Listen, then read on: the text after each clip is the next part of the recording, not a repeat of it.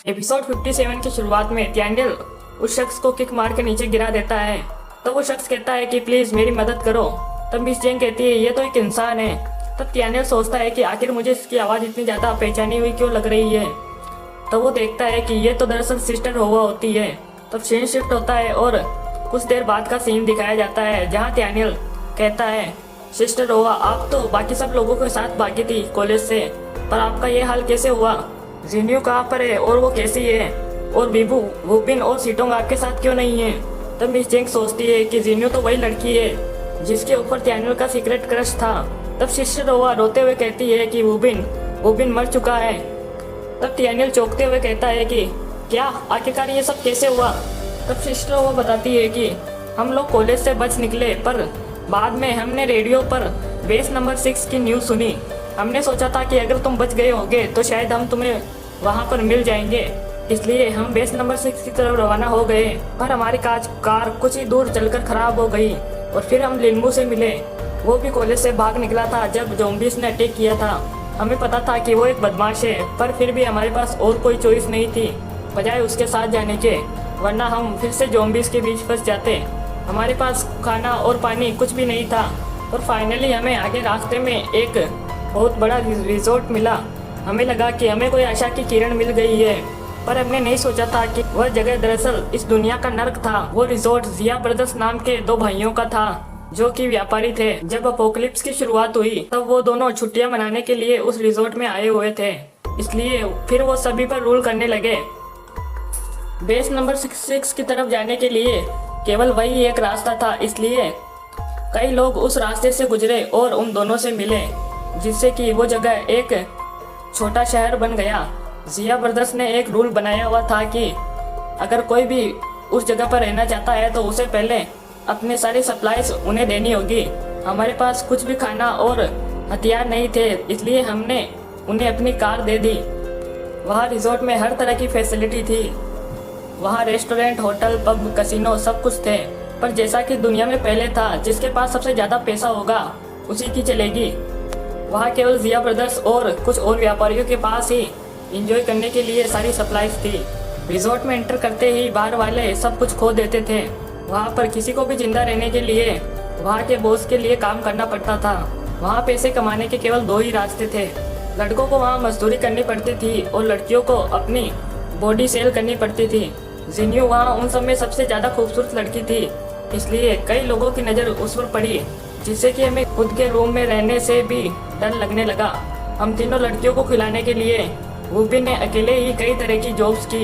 लिनमू बस सभी पर हुक्म चलाता रहता और दिन भर इधर उधर घूमता रहता, पर जल्द ही वो जिया ब्रदर्स का खास बन गया। हमें लगा कि वो कभी वापस नहीं आएगा, पर और तब हमें फ्लैशबैक का सीन दिखाया जाता है जहाँ सिस्टर होवा कहती है ये सूखे ब्रेड खा खा कर तो मैं बीमार पड़ जाऊंगी, इनमें से बहुत अजीब सी बदबू आती है। तब सीटोंग कहती है तो फिर इन्हें मत खाओ। वुबिन दिन रात काम करता है ताकि वो हमारे लिए ये वंश ला सके, पर वो अभी तक वापस क्यों नहीं आया? खाना जल्दी ठंडा हो जाएगा। तब जिन्यू कहती है उसने कहा था कि कल तुम्हारा बर्थडे है, इसलिए वो और भी ज़्यादा काम कर रहा है ताकि कल तुम अच्छे से खाना खा सको। इसलिए उसने मुझे कहा था कि मेरा इंतज़ार मत करना और खाना खा लेना।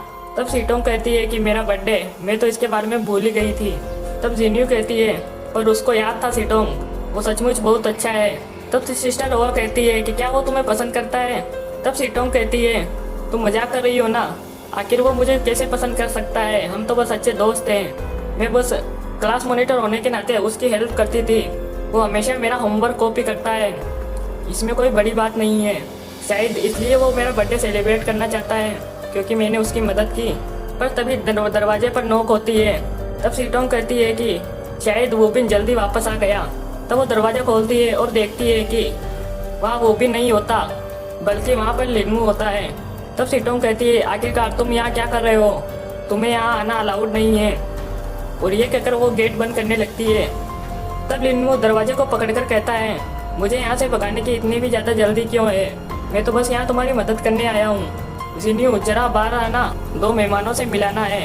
ये जिया वेंशाव है और ये जिया, और इनका नाम जिया है। ये लोग इस रिजॉर्ट के मालिक हैं। तब जियू कहता है कि आखिरकार ये कितनी गंदी जगह है। तब वेंशाओ जिन्यू से हाथ मिलाते हुए कहता है कि तुमसे मिलकर अच्छा लगा जिन्यू। मैंने तुम्हारे बारे में बहुत कुछ सुना है, डरो मत, मैंने तुम्हारे कई टीवी शोज देखे हैं जो कि मुझे बहुत अच्छे लगे। आज मुझे लिनमू ने बताया कि वो तुम्हारा दोस्त है, इसलिए मैं यहाँ पर आया केवल तुम्हें देखने के लिए। मैंने तुम्हारे लिए डिनर ऑर्डर किया है, क्या तुम मेरे साथ चलना चाहोगी? तब जिन्यू कहती है कि मुझे माफ़ करना, पर मैं पहले ही खा चुकी हूँ। तब लिनमू कहता है कि तुम बहुत लकी हो कि मिस्टर जिया तुम्हें डिनर पर इनवाइट कर रहे हैं, उन्हें और ज़्यादा शर्मिंदा मत करो।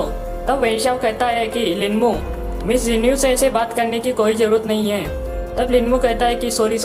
तब वेंशाओ कहता है कि क्या तुम ये खाती हो? मुझे माफ़ कर देना, मैं एक बहुत बुरा होस्ट हूँ। आखिरकार तुम इस जैसी जगह में कैसे रहती हो? मेरे पास अभी भी रिजॉर्ट में कई सारे गेस्ट रूम अवेलेबल हैं। अगर तुम बुरा नहीं मानो तो क्या तुम अपने दोस्तों के साथ वहाँ रह सकती हो? प्लीज़ मुझे एक अच्छा होस्ट बनने का मौका दो। तब सिटोंग पीछे से कहती है, हाँ मत कहना, मुझे पता है कि इसकी इरादे ठीक नहीं है। तब जिन्यू कहती है, इस ऑफर के लिए आपका बहुत बहुत शुक्रिया, पर हम लोग यहाँ पर अच्छी तरीके से रहते हैं, इसलिए आपको हमारी चिंता करने की ज़रूरत नहीं है। तब जियू कहता है, तुम बस एक एक्ट्रेस हो तो किसी वर्जिन मेरी की तरह बात करने की कोई ज़रूरत नहीं है। भाई, इससे और ज़्यादा बात करने की ज़रूरत नहीं है, ये ऐसे नहीं समझेगी। कोई जाओ और उसे जाकर बांधकर अपने साथ ले चलो। तब वो लोग जिन्यू को ले जाने लगते हैं। तब जिन्यू कहती है कि मुझे जाने दो। तब लिनमू उसे कार में डाल देता है। तब जिन्यू कहती है कि लिनमू, हम सब एक ही कॉलेज से हैं, तो तुम हमारे साथ ऐसा क्यों कर रहे हो? तब लिनमू कहता है कि बेवकूफ़ लड़की, तुमने हमेशा मुझे इग्नोर किया है। अगर तुम मेरी नहीं हो सकती तो मैं खुशी खुशी तुम्हें बर्बाद कर दूंगा, और वैसे भी तुम्हें बेचने के मुझे बहुत पैसे मिले हैं।